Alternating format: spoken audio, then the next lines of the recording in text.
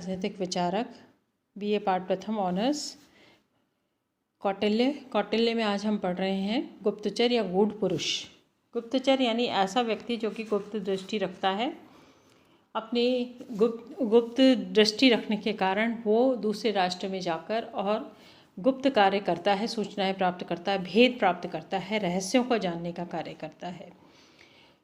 कौटिल्य के शासनकाल में स्त्री और पुरुष दोनों ही गुप्तचर होते थे और ये गुप्त रहस्यों को जानते थे और उनका पता लगाते थे। अच्छी शासन व्यवस्था की सफलता के लिए सभी पदाधिकारियों पर नियंत्रण स्थापित करने के लिए गुप्तचर आवश्यक होते थे। इनकी योग्यताएं होती थी कि ये राजभक्त होते थे, अनुभवी, कर्मनिष्ठ, नीतिज्ञ, साहसी, कर्तव्य के प्रति जागरूक एवं कई विद्याओं में सिद्ध होते थे। यानी इस प्रकार का व्यक्ति होता था जो कि गुप्त कार्यों को करने के लिए सक्षम होता था। दूत और गुप्तचर दोनों में बहुत अंतर पाया जाता था कि दूत की जो व्यवस्था होती थी वो दूत सामान्यतः अपनी व्यवस्थाओं को वैध व्यवस्था होती थी, गुप्तचर की व्यवस्था अवैध होती थी। दूत विशिष्ट उद्देश्यों को संचालित करते थे जबकि गुप्तचर विविध उद्देश्यों को संचालित करते थे।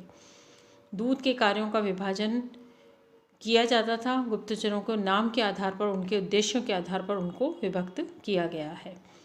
तो गुप्तचरों के अर्थशास्त्र में दो प्रकार से दिए हैं गुप्तचर। पहला गुप्तचर है संस्थागत, यानी एक ही स्थान पर संस्था बना के रूप में कार्य करने वाला गुप्तचर, उसको संस्थागत गुप्तचर कहते हैं। संस्थागत गुप्तचर 5 प्रकार के होते हैं। पहला होता है उसमें कापटिक, यानी दूसरों के गुप्त रहस्यों को जानने वाला, दबंग और छात्र के वेश में रहने वाला। दूसरा गुप्तचर होता है, इसी में वो है उदास्थित, बुद्धिमान, पवित्र और सन्यासी वेश में रहने वाला। ये अपने साथ बहुत सा धन एवं विद्यार्थी लेकर कृषि, पशुपालन एवं व्यापार जैसे कार्यों को करता है।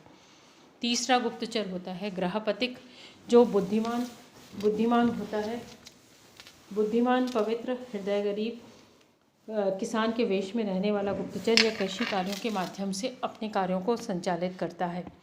चौथा गुप्तचर होता है वैदेहक, बुद्धिमान, पवित्र, हृदय गरीब, व्यापारी के वेश में रहने वाला गुप्तचर। और 5वां गुप्तचर होता है तापस, यानी मुंड एवं जटिल वेश में रहकर जीविका के लिए राजा का काम करने वाला गुप्तचर। तपस्या के माध्यम से ये अपने कार्य संपादित करता है।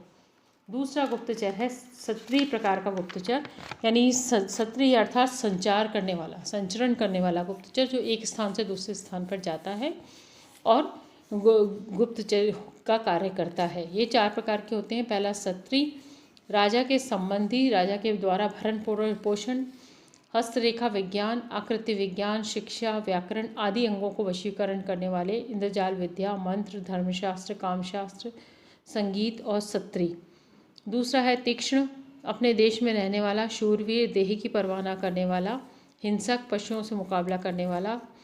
तीसरा है रसद वाला, भाई बंधुओं से भी स्नेह न रखने वाला, क्रूर एवं उत्साह रहित, आलसी रसद कहलाता है। ये किसी को भी विष देने से डरते नहीं है।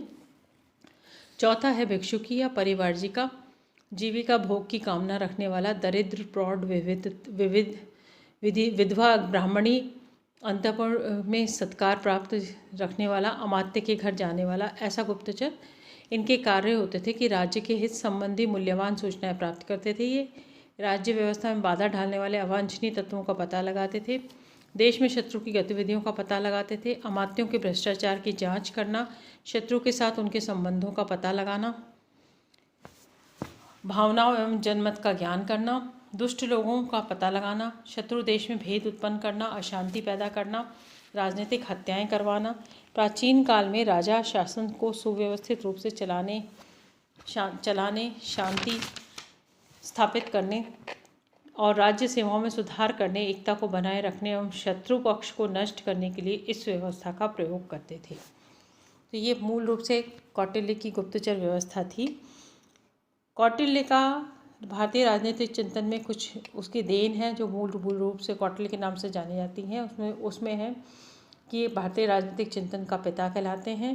भारतीय राजनीतिक साहित्य को मिटने से बताया उन्होंने, पृथक शास्त्र की स्थापना की, विचारकों और विचारधाराओं का पूर्वानुमान लगाया, व्यावहारिक राजनीति का प्रणेता, धर्म और राजनीति का पृथक्करण करना, रणनीति की प्रधानता, नियोजित अर्थव्यवस्था को प्रणेता, लोक कल्याणकारी एवं समाजवादी राज्य का पूर्वानुमान करना, धर्मनिरपेक्ष विचारों का प्रणेता, राज्य शक्ति का समेकन, नम्यता और संतुलन का समर्थक। तो इस तरीके से देखा जाए तो कौटिल्य भारतीय राजनीति के पितामह के रूप में जाने जाते हैं और भारतीय राजनीति के संचालन में उसकी मूल भावनाओं को निर्मित करने में इनका योगदान